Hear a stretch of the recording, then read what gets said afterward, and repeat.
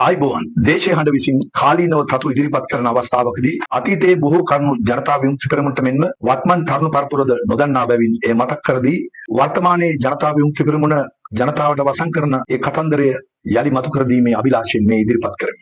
1988 අගභාගයේදී ජනතා විමුක්ති පෙරමුණේ ක්‍රියාකාරීන් විසින් දන්ත ධාතුන් වහන්සේ වැඩ සිටින අතිපූජනීය දළදා මාලිගාවට පහර දීමක් පිළිබඳ වර්තමාන තරුණ පරපුර නොදන්නා කරුණක් විය.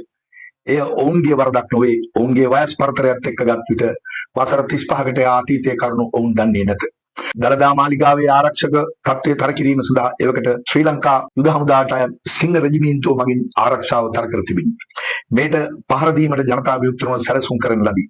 ඒ අවස්ථාවේදී ජනතා විමුක්ති පෙරමුණ සම්බන්ධ රූමත් අතිශයින්ම රූමත් තරුණියන් දෙදෙනෙකු එහි කණ්ඩායමට නායකත්වය ලබා දෙන්නට ජයිපේ උපක්‍රමශීලීව කටයුතු කළ අතර එන්නෙක් තරුණියගේ අනුවර්ත නාමය එදා හැඳින්වුවේ ටීනා යනුවෙනුත් අනිත් තරුණියගේ අනුවර්ත නාමය විජි යනුවෙනුත් එදා හඳුන්වන ලදී. මේ ටීනයි මේ විජි කියන දෙදෙනා රූමත් තරුණියන් වූ නිසා දළදා මාලිගාවේ මහා දාන වේලක් ඔවුන්ට ලබා ගැනීමට ඉදිරිපත් කර ඒ අවස්ථාව ප්‍රයෝජනයටගෙන තම කණ්ඩායමේ 20ක් පමණ මාලිගාවේ මහා දානය සඳහා යොදූ අතර එවකට එහි සිටි යුද හමුදා බටයන් සමග උදේ සිට දහවල් වෙනතුරු සුවදත්වයේ මිත්‍රත්වයේ ගොඩනැගීම තුළ හමුදාවේ තරුණයන් මොවුන් ගැන විශ්වාසය තිබූ අතර මොවුන් විසින් දෙන ලද සිසිල් බීම පානය කිරීම නිසා හමුදාවේ බටයින්ට ක්ලාන්ත ගතියක් උදා විය. මේ ක්ලාන්ත ගතියත් සමගම වැඩකටයුතු දානය අවසන් වී යන්නට මොහොතකට පෙර ටීනා සහ විජී විසින් කේක් කැටි දෙකක් හමුදාවේ අයට මේ දෙක ඕගොල්ලෝ බෙදාගෙන කන්න කීමින් දෙන ගමන්ම කේක් කැටිය දෑතින් අල්ලන යුද සෙබළෙකුට කේක් කැටියේ යටින් තිබුණු උල් කිනිස් අරගෙන උදරයට එන ඔහු සතු තුවක්කුව අරගෙන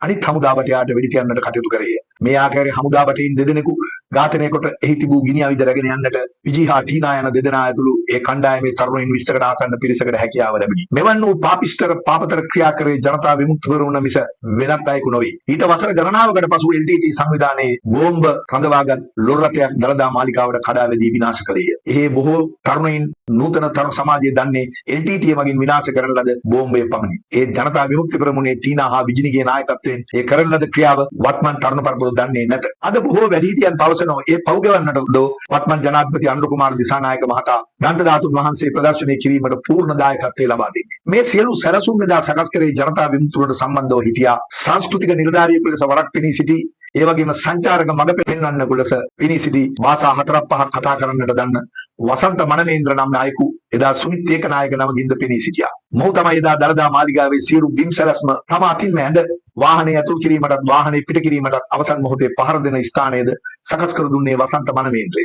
මේ අතීත කතා බොහෝ විට අනුර කුමාර දන්නේද නැත. මේ සියල්ලම ජයිපේ එදා හිටපු මිනිමරු නායකයින් දන්නා දෙයකි. ඒත් අනුර කුමාර නොදන්නවා විය නොහැක. ඔහු පසුව කාගෙන් හෝ ඉතිහාසය ගැන ඉගෙන ගන්නා විට දැනගන්නට ඇත. අපි මල්ලතු මහා විහාරයේ නාහිමියන්ටත් අස්ගිරි මහා විහාරයේ නාහිමියන්ටත් මොහොතකට මතක් කරමි. මේ අතීතයේ අමතක කරන්න එපා. බෞද්ධයින්ගේ මුදුන් මල් කඩ වූ දන්ත ධාතුන් වහන්සේ කියලා සප්පහර දීමට කටයුතු කර මේ ජයිපේ අතීතය යලි දවසක ඉස්මතු වීමට හැක. ඒ නිසා ඔබ වහන්සේලා ඊට පරිස්සමින් කටයුතු කරන්න දේශේ හඬ කියමින් තවත් මෙවන් වූ කතිකාවකින් ඔබ අමතරතෙක් නිහඬ වෙමි. බොහොම ස්තුතියි.